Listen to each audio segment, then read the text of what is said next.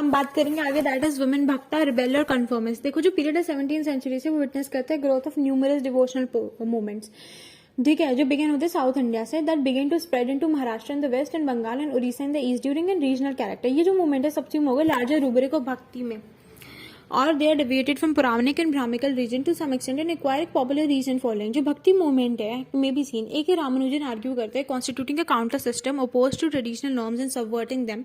In particular they help to create a certain space for women in spirituality, loosening the shackles of patriarchy. एक patriarchal social given up है जो deny करता है freedom of women spirituality provided at only means of self expression. Women saint range from conformists that are either the wives, daughters, sisters of male saints and the rebels who broke every social norm, including the discards of clothes also. Also important to note where the saints who looked upon themselves as brides of the Lord, ठीक है, ऐसे भी थे. The composition of rebel saints use mystic imagery and reflect their social alienation. It is interesting that not only the conformists but also the rebels have found acceptance in the modern Hindu panth.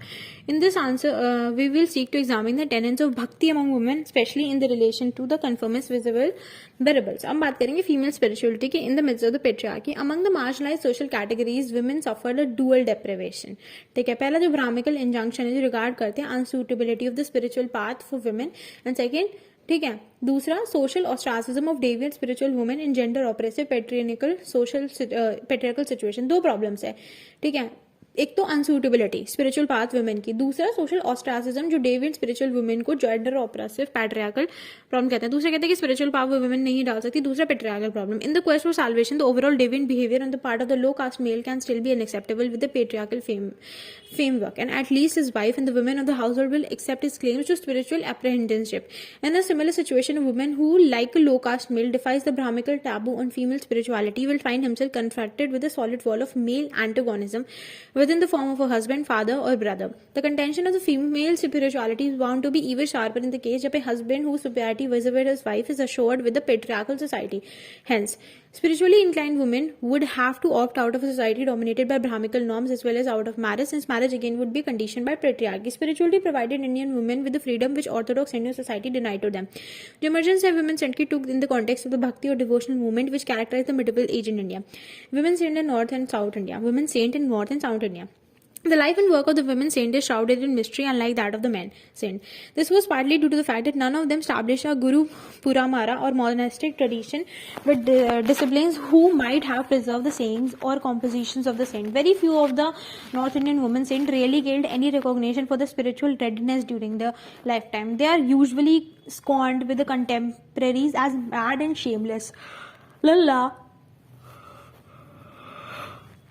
Lalla was called Mats or mad, and Meera referred to herself as Divani as one who is not in her senses. The one exception seems to have been Veena Bai, the disciple of Samartha Ramadas, who became the head of the Mat or Miraj.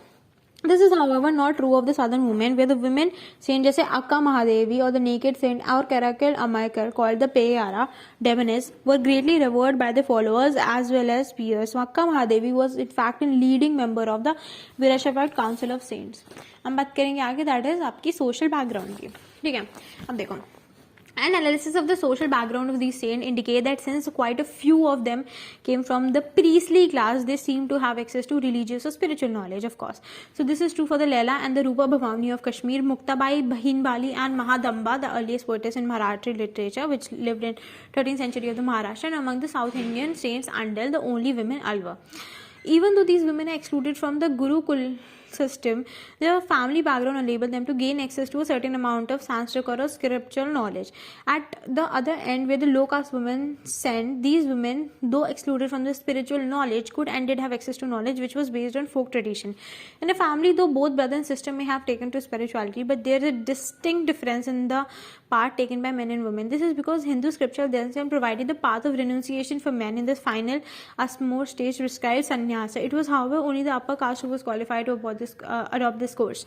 Their spiritual path was closed to men of lower caste as well as women. Therefore, while Janeshwara would have social sanction for the renunciation. Female asceticism was prime facie a flouting of existing social convention. Then we'll come to negotiating marriage. The relatively large number of unmarried Veerashivas, women saint, indicates a fundamental conflict between the spiritual path and the household with the constraints of patriarchy.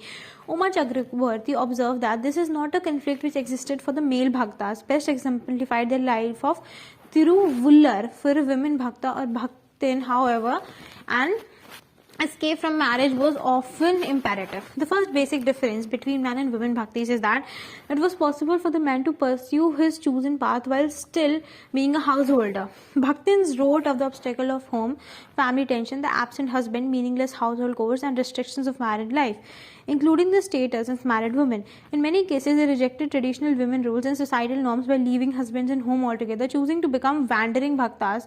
In some instances, they formed communities with other poet saints. The sacrifices made by women bhaktas included not only the giving of the marriage but also wealth and status. For example, Meera wore the tabooed ghungroos and danced in public. Mahadevi Akka and Lal Ded discarded clothing altogether. Another example is that of Iyer, who escapes the conflict between the devotion towards God and devotion towards the husband, transforming herself into the old woman. In the case of Karakal Amar, she is able to pursue a spiritual path only after her husband leaves her. Lal Ded, Meera, and Mahadevi Akka all have to be content with the marriage and a mortal husband. All three refuse to consummate their marriage, holding themselves to be betrothed of the Lord and spurring their mortal husband. They walked out of the marriage and their homes and take to wandering and preaching. The escape from and rejection of marriage and the patriarchal relation of the household is a recurring theme in the lives of these saints. Forms of expression. The form of worship adopted by these women saints varies from one individual to another. The manner in which these worship is conceptualized is also different from one case to another.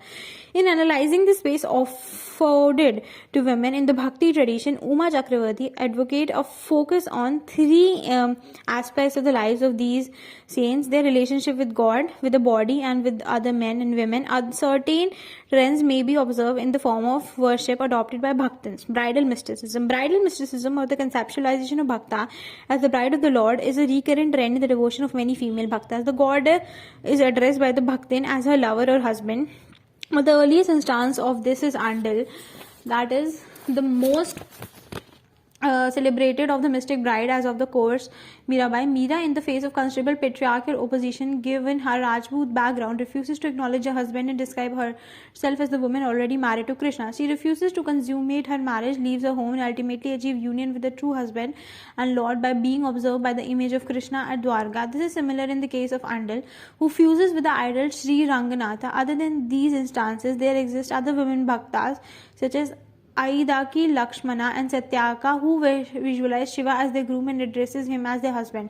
Sexuality. The bhakti of most of the women bhaktas, in particular that of the mystic bride, contain a powerful sexual element. Sexual union is frequently used as a metaphor for achieving unity with the absolute. For Andal and Mahadevi Akka, the body becomes the instrument through which the devotion is expressed. While Anda adopts the metaphor of bridal mysticism, for Mahadevi Akka, the body is the focus of her adulterous relationship with Shiva. However, other saints such as Kirikal Ammayar and Avayar reject the sexuality by transforming their body into that of the divinity and that of an old woman, respectively. In doing this, they become inviolate and transcend their body. Nudity. In the case of Mahadevi Akka and Lal, the rejection of the natural world is expressed in discarding of clothes. This may be interpreted as being symbolic of the new openness to the God. It is also, however, the expression of ultimate consequence of gender difference. According to Vijay Ramaswamy, at this stage, the saint transcend all paradigms of love, gender, and sex, resulting in religious and social catharsis. According to Uma Chakravarti, however, nudity is defiance of the vulnerability of the female body and a statement of femininity channeled towards God rather than a mortal husband. The body ceases to be an impediment to spiritual development, and the fear of violation is cast away along with her clothes. For Ramaswamy, on the other hand, it is casting away of attractiveness and modesty, which paradoxically enhances sexual curiosity and adoption of and difference to gender, which is liberation. Lal Ded, who does not fear violation because all men seem to her to be the sheep, invokes another idea, the exclusive maleness of the deity, rebels and conformists. Within the very fabric of the bhakti, there were several different expressions, and while bhakti created space for the self-expression of women, the extent to which gender boundaries were dissolved needs a closer look. What also needs a closer look are the rebels, vice versa, the conformists. If one end of the spectrum one has rebel, Akka Mahadevi, one can locate the pious and chaste housewife. The ideal stereotype of women head like Vasukiya, the wife of Tiruvallura, the wives of Vaishnavite saints like Basava wives, Nilamma and Nagalochana, Bahina Bahi at the other. Interesting to note, while it has often been argued that the lives of women said represent the rejection of patriarchal society and the subversion of gender roles, Vijaya, the expression of the devotion of the Bhaktin, retails a familiar paradigm. The deity worship is always male, and even though both male and women worship the deity in its masculinity, there is no case of deity being worshipped in a feminine form.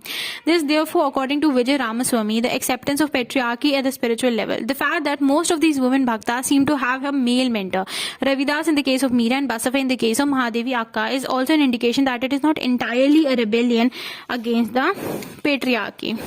Okay.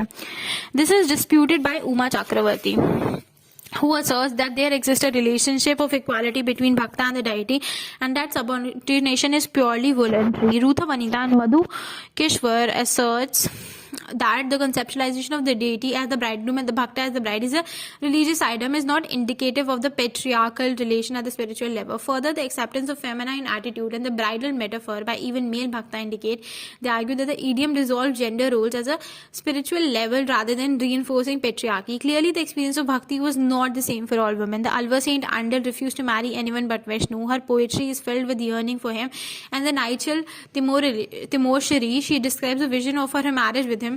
Legend says that she disappeared in the idol of Vishnu at Srirangaram after having been married to him. In contrast, the Nayanar saint Karaikal Amir were originally the beautiful Punitavati, whose spiritual power so overwhelmed her husband that he left her to seek another wife. Punitavati then called upon Shiva to take her beauty so that she could spend the rest of her life in the service. This wish is granted. For then on, she dances like a pay, a demoness in the cremation grounds of Tiruvalangadu. Thus, the Bhaktins shape their life by adopting the two different approaches to sexuality. Karugala Amayar negates her sexuality and is able to transcend it, while Anda expresses devotion in the form of bridal mysticism, disappearing in her chosen lord. But while Karaikal Amayar can continue religious life in the ordinary world, Andal cannot return. By denying the bonds of earthly marriage, the Bhaktins try to escape the confines of patriarchy and Brahmical religion. In seeking the love of God, they would spend their life observing the meditation in a personal relation that could not even be considered within the domains of good wife. Here, the difference between women and men could not be complete. The difference between the women and men could not be completely resolved. The Bhaktins may have freed themselves from the social norms of behavior, but they still lived with the confines of their female body. The acceptance of women's state within Orthodox religion was also not an immediate process. Iconography representation of Karaikal Amaya, who do not appear until the 12th century, while Tiruparai of Andal is sung on the festive occasions, especially marriages. Her more erotic Naichya Tumurism is never sung with the temple context. The case for the lives of the women saint is a rebellion is further weakened by the fact that there existed several women saints who achieved union with God without leaving the household. Saints such as Isa Nair in the Nayanar tradition conforms to the patriarchal role model of dutiful wives. The saintly wives who achieves a spontaneous connection with God without leaving the home is a prominent figure in the Bhakti tradition. It cannot be argued there that all women saints function outside patriarchal norms. The Saint Ayyavar, for instance, adheres to the patriarchal norm in her hymns, despite her own rejections of marriage. The canonization of women saints such as Mirabai and their acceptance and integration into the mainstream prevented the rise of alternative approach to religion for women. The absorption of these saints by the mainstream tradition was conditioned by reassertion of patriarchal forces, preventing any of these saints from acquiring a dedicated following. A set conclusion, as it is brought out quite clearly in the essay, while these women saints did not openly transgress patriarchy in terms of worship, they did succeed in partially overturning patriarchy with a secular sphere, even though the use of items in the patriarchal mode, although